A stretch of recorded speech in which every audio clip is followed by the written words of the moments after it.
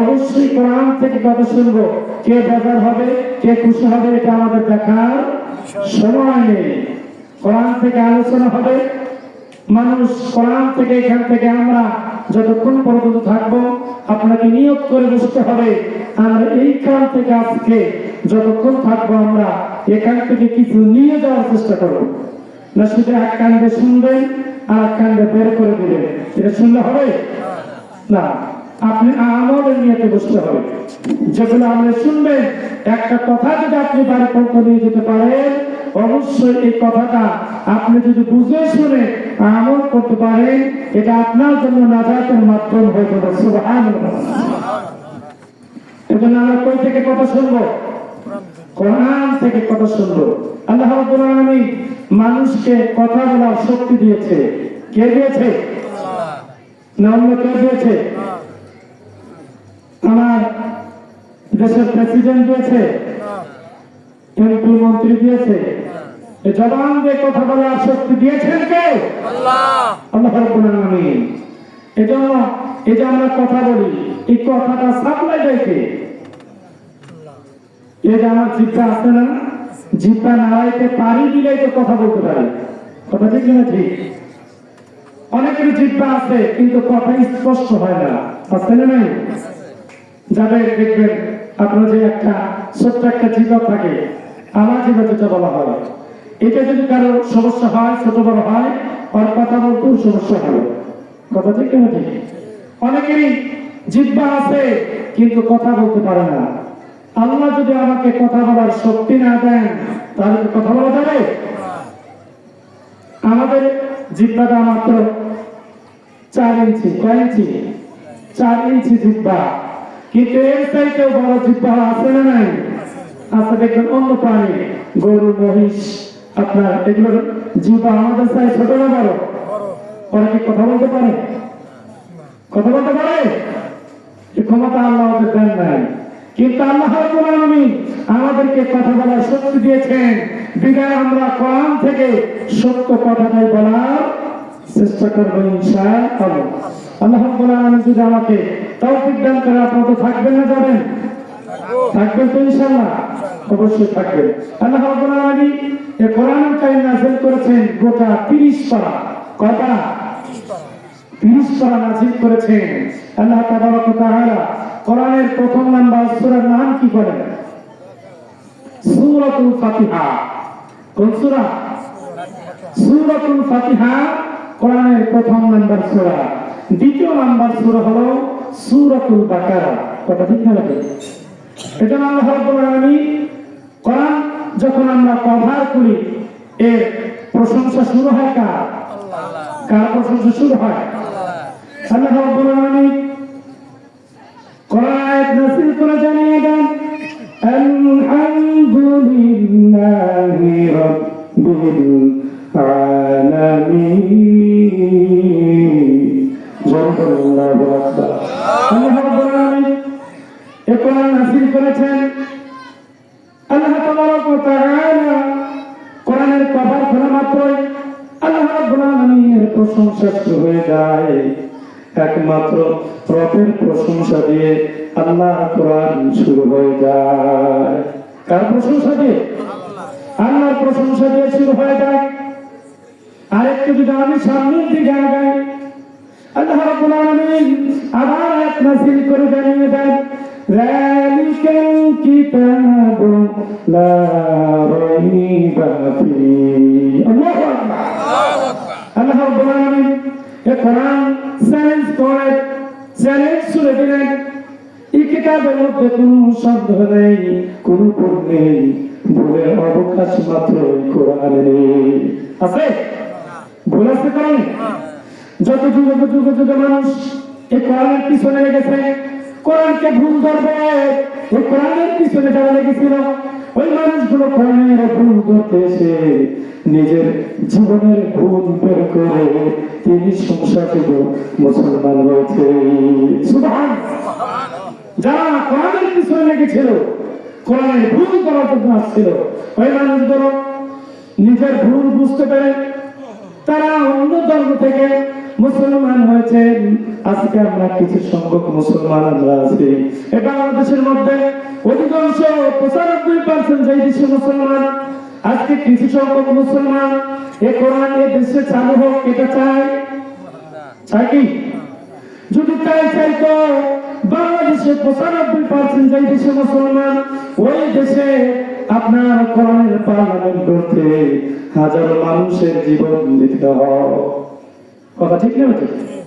যদি আমরা সব মানুষগুলো চাইতাম এ পার্লামেন্ট হবে কোরআনের পার্লামেন্ট, এ বাংলাদেশ হবে কোরআনের বাংলাদেশ, তাহলে আমরা অবশ্যই কোরআনের পক্ষে আমরা সিটটা দিয়ে দিতাম। কিন্তু আদৌকে আমরা কোরআন এই বাংলাদেশের পার্লামেন্টে থাকুক আমরা কি চাই? অধিকাংশ আমরা চাই না। আমরা কিছু সংখ্যক মুসলমান মনে করি,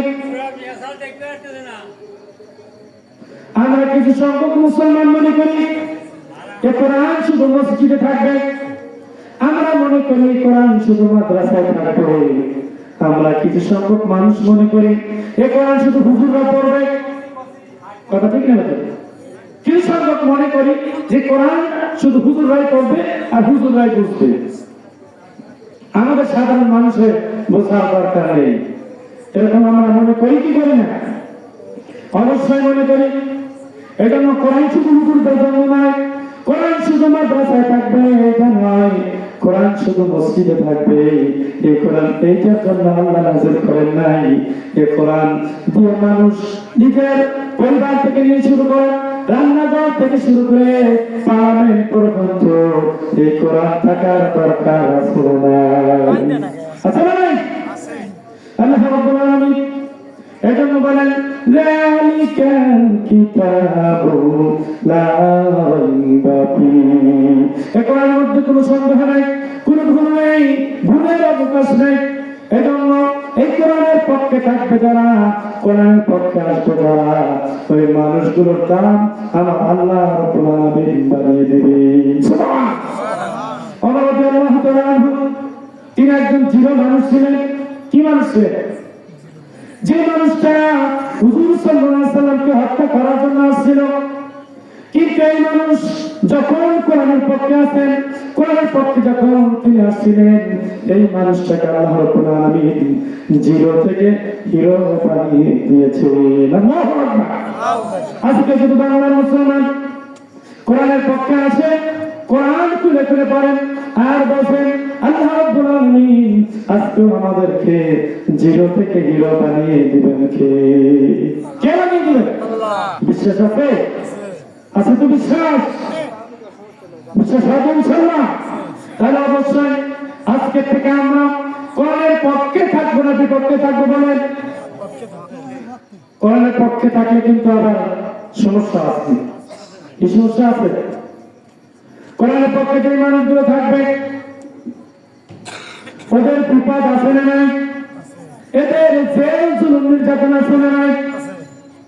এটা থেকে আপনি ভাই বলেন, আপনি তাহলে মুখ দিয়ে এক কথা বললেন, আপনি অন্তরে আর একটা কথা। ঠিক না? এর নাম কি? মুনাফিক। এর নাম কি? আমরা কি মুনাফিক হতে চাই? কথা বলে, আমরা কি মুনাফিক হতে চাই? আমরা মুনাফিক হতে চাই না।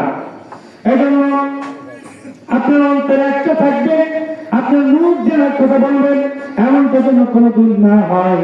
অবশ্যই আমরা এই কোরআনের পক্ষে থাকবো, যত বিপদ বাধা আসুক না কেন, যত বিপদ, যত ভয়, যত জুলুম, যত নির্যাতন আসুক না কেন, আমরা কোরআন ছেড়ে যাব না। কথা ঠিক না?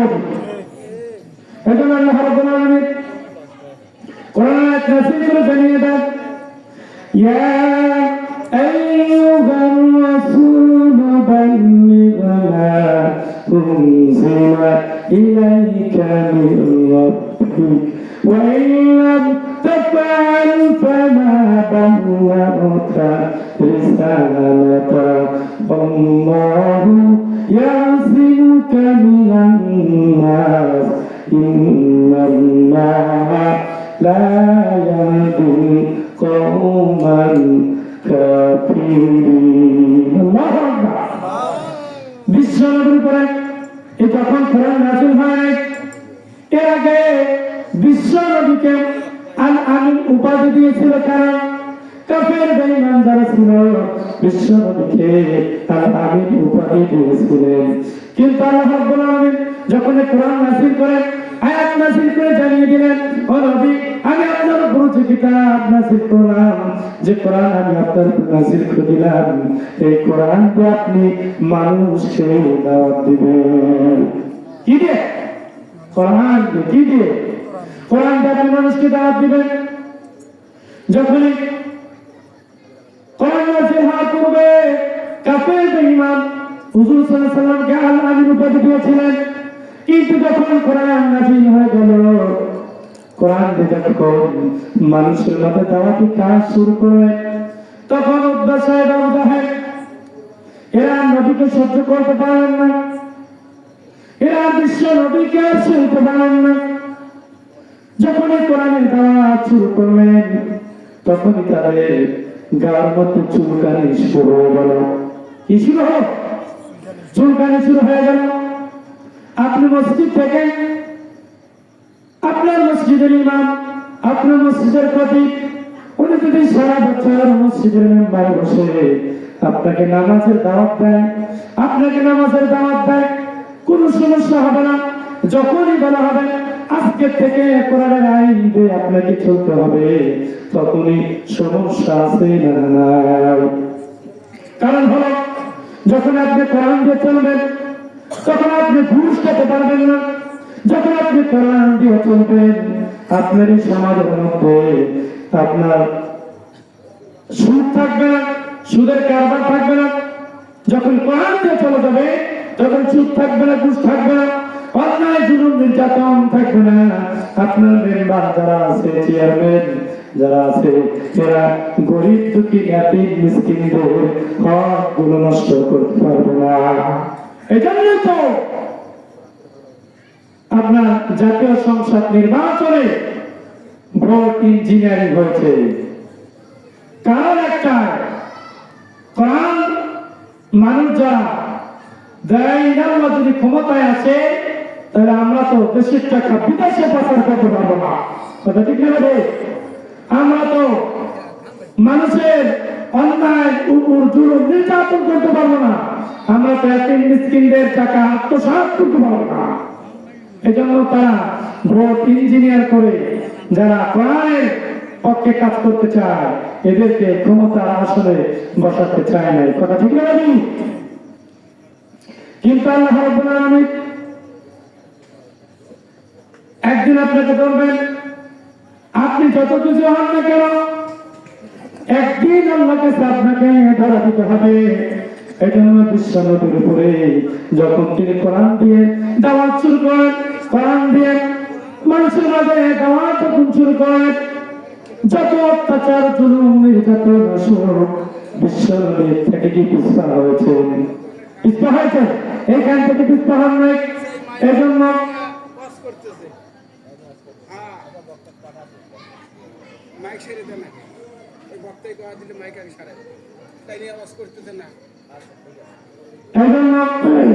বিশ্বনবীর উপরে যত জুলুম নির্যাতন আসুক না কেন বিশ্বনবী কখনো ভয় পায়নি, কখনো পিছপা হয়নি।